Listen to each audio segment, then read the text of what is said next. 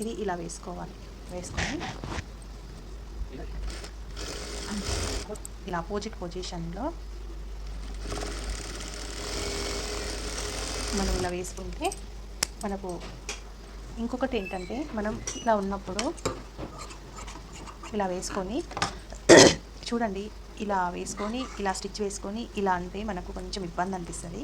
అంటే కట్ చేసేటప్పుడు అటు ఇటు తొలగిపోతుంటుంది. సో మనం ఏం చేయాలంటే, ఇది కుట్టగానే వెంటనే ఈ విధంగా మనం కట్ చేసుకున్నాం అనుకోండి, మనకు చాలా ఈజీగా ఫోల్డ్ అవ్వకుండానే ఈజీగా మనకు కట్ అయిపోతుంది అనమాట. సో ఈ విధంగా ట్రై చేయండి ఒకసారి. నేనైతే అన్నీ ఈజీ వేసి చూసుకుంటాను.